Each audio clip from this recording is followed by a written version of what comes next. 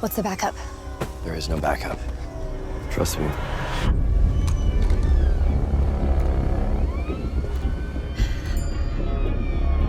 This is it. Come on. You've shot me, Adam.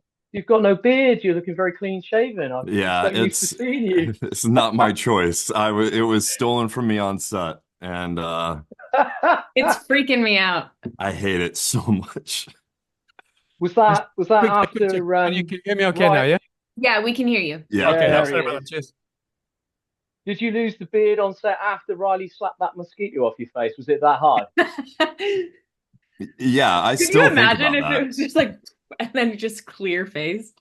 That's what it felt like, Riley. I would never do that to you again because I miss your beard. Oh, thanks. Yeah. You look Thanks. great.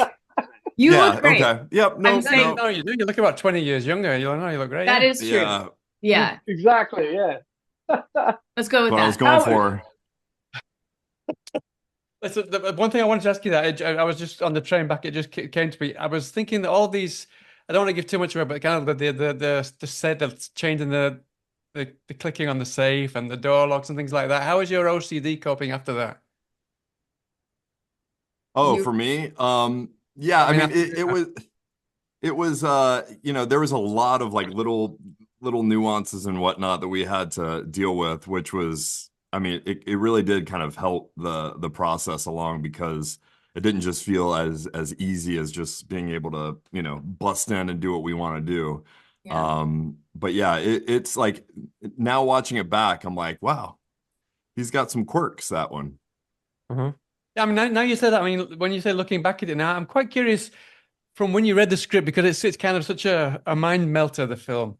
From when you first read the script to when you went to shoot it, and then from when you saw it for the first time with an audience, were there many things that you thought you'd got, and then you didn't get till a later point, and then maybe till actually after you'd seen it, there was something that you hadn't the penny hadn't dropped until you finally saw yourself with the beard and everything else? Did it kind of sink in? Yeah, I when we were working on the script originally, like, I read it before I met with Michael and Shane, the director and the producer. I had a lot of questions about everything. And I was able to kind of just fall back always on my relationship with Riley's character. So that was nice because it kind of just gave me a human point, a cement point that I could go back to whenever I needed to. But during those, we had a couple of months lead up time, which was awesome. We never, really get that luxury. And so we spent a lot of time chatting with Michael and Riley and I, just kind of figuring out all the ins and outs. I wanted to know a little bit more about what was going on than Riley did. Yeah. Because Riley wanted to kind of, stay. Because Sydney doesn't know what's going on as deeply as Joseph does. So I sort of wanted to know about like our relationship, what's happening in the now, how Sydney's trying to get out, and that's it.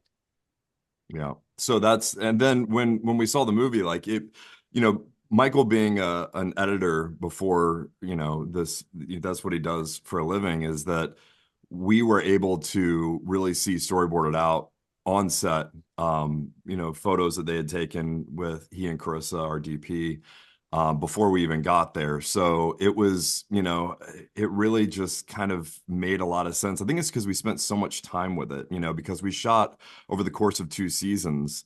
We shot in February and then we shot again in August, was it, Riley? Yeah, August. And so, we did spend so much time with it and with each other, for better or worse, that, we really It was better for me. That when I did get to see it, because I always insist on seeing it before I see it with an audience, because I've run into that. Reason. Yeah.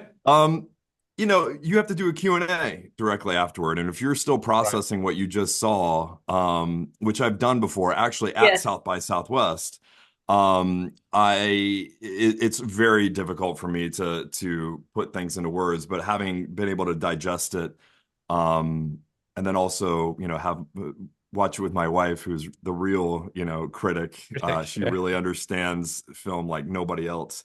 To be able to kind of digest that, so that when we walked in, there was, a sense of confidence in the knowledge that, that we had just kind of experienced, because we had never seen it with music or, any of that stuff before. I will say too, like, to answer your question about like what we thought we had got during filming or not.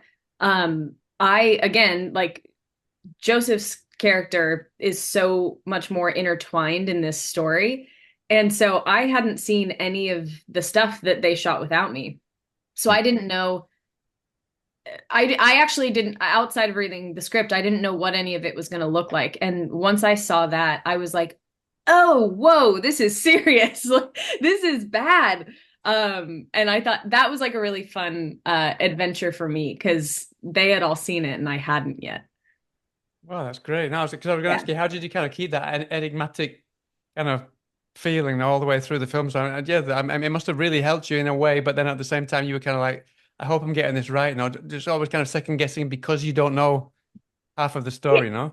Yeah, I mean, I obviously read the script and I know, but like, I in my prep am so focused on my character, obviously. So once I'm in it, I don't really want to know the other aspects of the story. So it can really cloud your brain. Yeah, and like Adam was asking Michael all of these questions, and I was sort of just like, I don't want to know.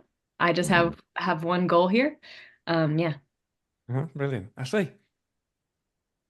So you mentioned the changing of the seasons, Adam, and one of the things that I understand is that it was bitterly cold on location during that shoot as well.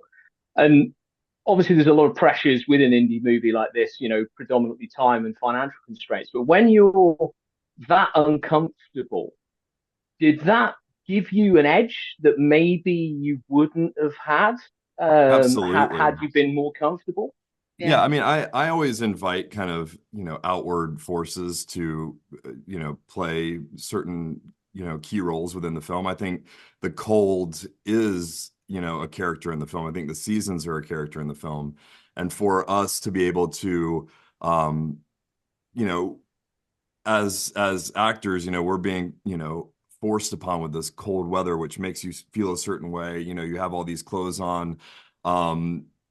Your fingers are numb, all of those things like really do add to the immediacy of what you're doing. We got hit with an ice storm while we were shooting this film, and production we was lost shut power down for 3 days. But we kept shooting. We had pull start generators outside. And there are certain scenes inside that you can see Riley and I's breath because it was it was so cold inside. And then on the flip side of that, because of the fact that I tested positive for COVID on day one of shooting, we missed a lot of the indoor stuff from the winter that we had to make up for in the summer. We got all of our exteriors that we needed to in the winter, but then there were things in the summer that we needed to get. Problem with that is that I still have to have all of those clothes on. Yeah, we're in parkas. Yeah, full on parkas, acting cold, that's a whole different ball game. That's a special kind of hell, but it was I would much rather the cold anytime. Yeah, but at the same time, like, it does give you something that is acting upon you, which you don't even think about, which is so nice. It makes me look better than I actually am. We've only got 2 minutes left, so there's something that I want to ask you before we go. Obviously, there's so many different kind of tropes in this film, which is so great about it. I mean, but one thing that I wasn't expecting, without giving too much away, Riley, you get to get pretty kick-ass towards the end, but not just kick-ass, but I think that choreography must have been pretty intense without giving anything away. Can you tell us a little bit about that scene and kind of, I mean, you said that you didn't want to know too much about what was going on, so how did you approach that specific scene? Well, that specific scene, like, safety is obviously at the forefront. So we had an incredible stunt coordinator. Her name's Sarah Holden, and she really led us through that entire thing. Be careful about giving anything away. Yeah. I didn't. right? I know, no, I'm just giving you, I'm just saying, yeah, like, yeah. yeah. I just want them to know that there's some good action in there as well, but I don't want to. Yeah. No. Yeah, she led us through the entire thing, and stunt days are my favorite days because similar to what Adam was talking about with the weather, I think you're sort of like thrust into a position where your body is doing most of it and taking care of everything for you because like mentally I know that this isn't real, but your body doesn't know the difference. So yeah, those are my favorite days. It was so much fun, and without giving anything away, I think it helped a lot with Sydney's emotional arc. I think that's the pinnacle of her story, and it was really sweet to watch that or do that, and we did it for 11 hours, and it was great. 11 hours, wow. Well, listen, sadly we've got to go. Thank you so much for your time. Thank you so much for the film. It's fantastic. I loved it to bits. Thank and I you so can't much. wait for people to see it, man. And I hope to speak to you again sometime soon. Thank you so much. All right, good to see you. Thank you, Adam. All right, thanks. Thanks, Riley. All Take right, care. take care. Guys, thank Have you. a good day. Cheers then. Bye now. Bye. Bye. Read out on the count of 5. 5. 4.